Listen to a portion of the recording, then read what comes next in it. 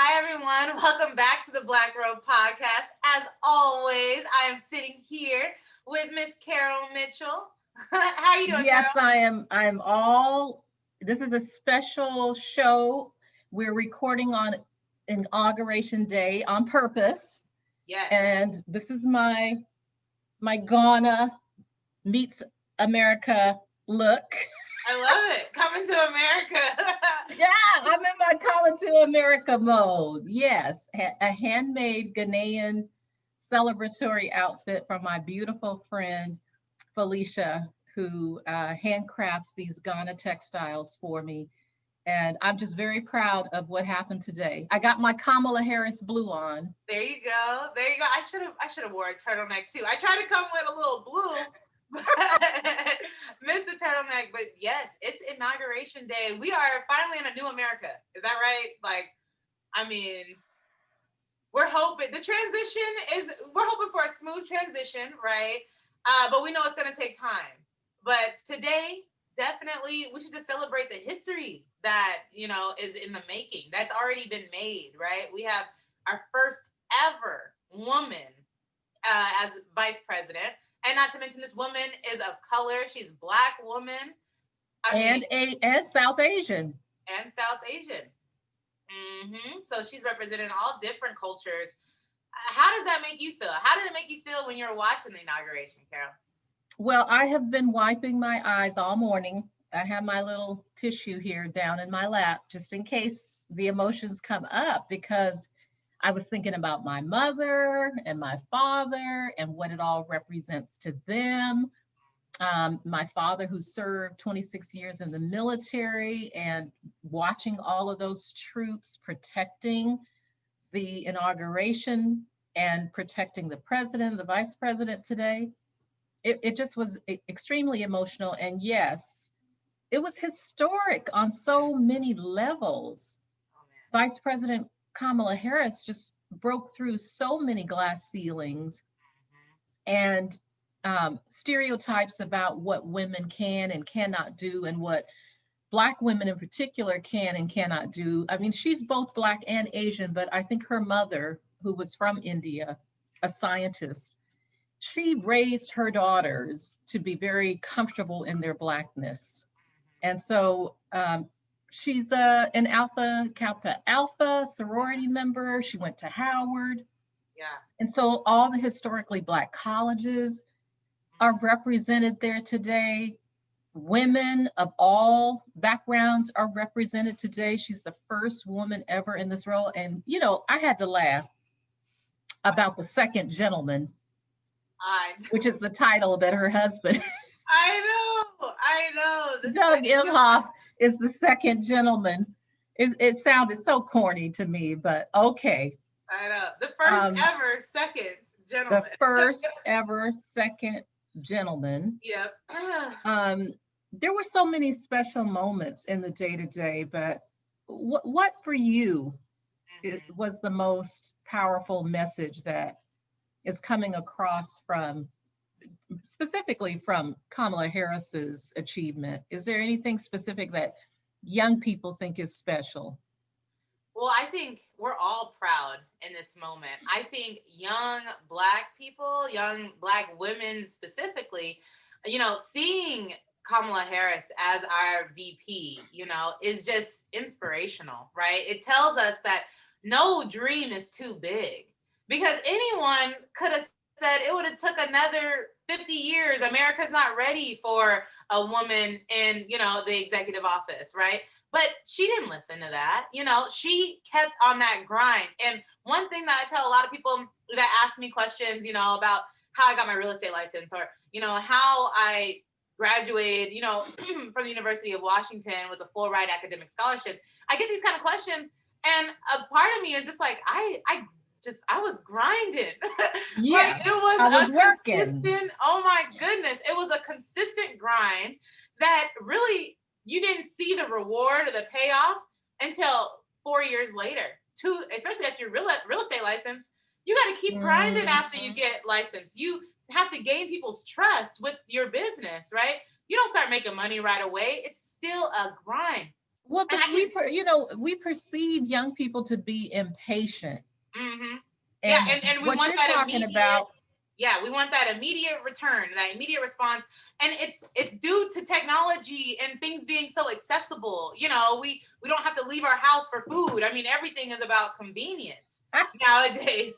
So the grind is really the grind and the mindset. I think when talking with Dr. Gaines just a few episodes ago, we really highlighted how important that mindset, that positive, that growth mindset, how important that is.